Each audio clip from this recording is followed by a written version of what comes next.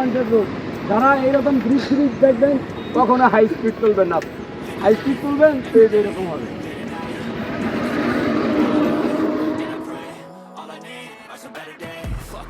আপনারা শুনছিলেন জমির ভাইয়ের অভিজ্ঞতা বর্তমান রাস্তা সম্পর্কে।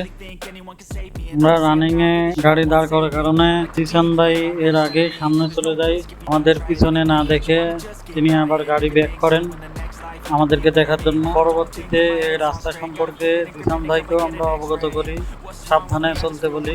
আমাদের সামনে আছে সানোয়ার ভাই এবং জমির ভাই। সানোয়ার ভাই প্রথম থেকেই ঠান্ডা মাথায় গাড়ি চালাচ্ছেন, আর জমির ভাইয়ের মনটা আজকে অনেক ভালো, তার জন্য তার মনটা অনেক ফুরফুরা। সে প্রথম থেকেই পাংখা পাংখা একটা ভাব, সে তার গতিতেই গাড়ি চালাচ্ছে। আর কথা না বলি, দয়া করে আপনারা আমাদের সাথেই থাকুন এবং উপভোগ করুন। আমরা চলতে চলতে অনেকক্ষণ হয়ে যাই, কিন্তু একটা জিনিস লক্ষ্য করি, আমাদের পিছে আব্দুল মান্নান ভাইকে আমরা দেখতে পাই না। পরবর্তীতে আমি আর জিসান ভাই কথা বলি, জমির ভাইকে সামনে থেকে সিগন্যাল দেই। জমির ভাই নাসরবান্ধা, হয়তো সে খেয়াল করে নাই, সে সামনে যেতেই থাকে। আমরা বামে গাড়ি দাঁড় করাই, সাইড করি, সাইড করে মান্নান ভাইয়ের জন্য ওয়েট করি। মান্নান ভাই গো,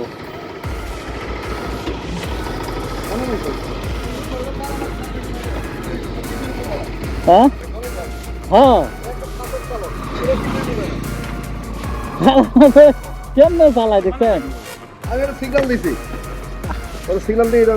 আমিও তো হর্ন দিছি, পাসিং মারতাছি আর হর্ন মারতাছি। আলা পিছনে লুকিং গ্লাসে চাইবো না, আমি ওই জায়গায় টেক করতাম না। পাঁচজন গেলে পাঁচজন একসাথে যা লাগবে,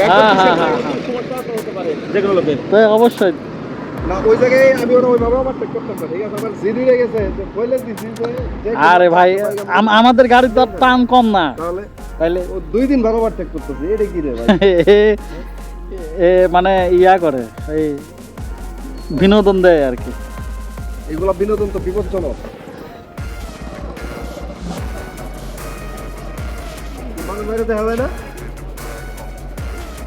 দাঁড়ানোর পরে জিসান ভাই জমির ভাই না দাঁড়ানোর জন্য ক্লেম দেয় এবং বলে যে জমির ভাই অনেক রাফ গাড়ি চালাচ্ছে, এভাবে আসলে ঠিক না। সানোয়ার ভাইও বলতেছিল যেটা, যে আসলে 5 জন মিলে এক জায়গায় আমরা যাচ্ছি, যে সবাই একসাথে থাকার দরকার।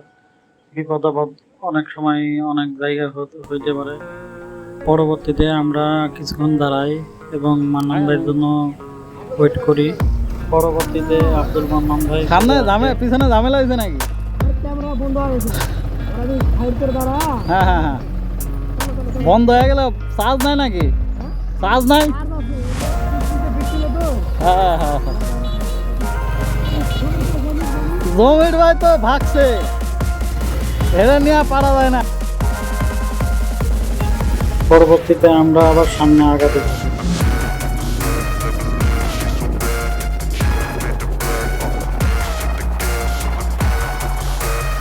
কিছুক্ষণ সামনে যেতেই আমরা জমির ভাইকে দেখি। মূলত এই জায়গাতেই জমির ভাই অ্যাক্সিডেন্ট করছিল। তার অ্যাক্সিডেন্টের কথা এবং অভিজ্ঞতা আপনারাই তার মুখ থেকেই শুনুন। হ্যাঁ, এখানে পোল্ট্রি খান নাই তো নাকি? বন্ধুরা, এরকম ইউটার্নের সময় অবশ্যই গাড়ির স্পিড স্লো রাখবেন। হ্যাঁ, এই সেই জায়গা, মাটিটার অনেক সালাম করি আমি। এখানে এই জায়গার ভিতরে ইউটার্ন নিয়ে আমার স্পিড ছিল 100। আমার এখানে পড়ে গিয়ে আমি উল্টে হয়ে নদীতে পড়ে গেছি। এরকম ইউটার্নে অবশ্যই আপনারা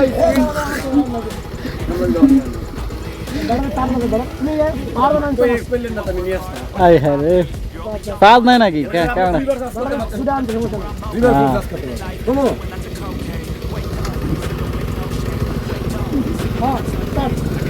এরকম উঠানের সময় অবশ্যই স্পিড স্লো রাখবেন।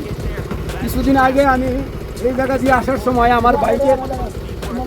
আমার বাইকের স্পিড ছিল 110। আমার বাইকের স্পিড ছিল 110। এই জায়গা দিয়ে ইউটার্ন নিতে গিয়ে আমার গাড়ি এখানে পেলাম, আমি ওই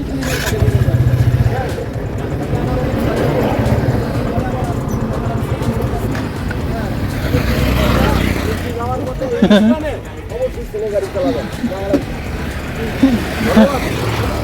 আমি আগে তো বলতো হ্যাঁ হ্যাঁ গাড়ি এদিক না হ্যাঁ হ্যাঁ এদিক না। ঠিক আছে ওই গাড়ি না ওটা গাড়ি এদিকে আর আছে না ও মনে করো খোল মোল ছিল আসছে এখন কেউ আসলে না, লোক ওই জায়গায় দাঁড়ানো আছে লোকজন ধরছে টরছে না, এই গাড়ি পুরো উল্টে দিবে পুরো লোকজন ধরছে না কেউ। হ্যাঁ ধরছি না ওই ট্রেন ধরে চলো চলো চলো চলো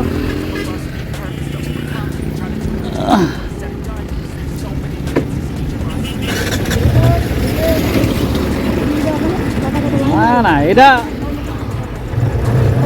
গাড়ি কিন্তু ভাল পারে না হ্যাঁ হ্যাঁ হ্যাঁ এ 40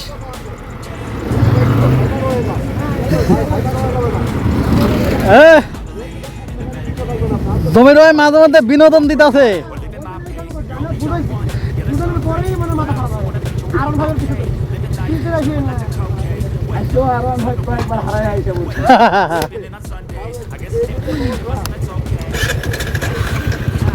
বন্ধুরা কিন্তু আরন ভাইয়ের কোনো কম না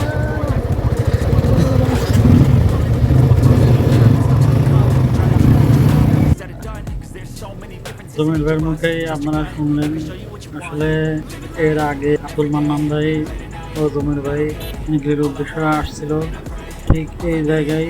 জমির ভাই টপ স্পিড ছিল 110, তো আরন ফাইভের সাথে জমির ভাই পাল্লাপাল্লি ছিল, তার কারণেই এইখানে চাকা স্লিপ করে উল্টা জমির ভাই মোটামুটি ভালো একটা অ্যাক্সিডেন্ট হয়, হাত পা চলে যায়। আল্লাহর রহমতে বড় কোনো দুর্ঘটনা হয় নাই। আজকেও নাকি জমির ভাই বলতেছে যে 2টা R15কে ওভারটেক করে আসছে। জমির ভাই বরাবরই ক্রেজি রাইডার। যাই হোক, আমরা আবার সামনে আগাতে থাকি বিসমিল্লাহর নামে, এবং আব্দুল মান্নান ভাই আমাদের সাবধানে ড্রাইভ করতে বলেন, আমরা সাবধানেই চলতে থাকি, সাথে থাকবেন আমাদের।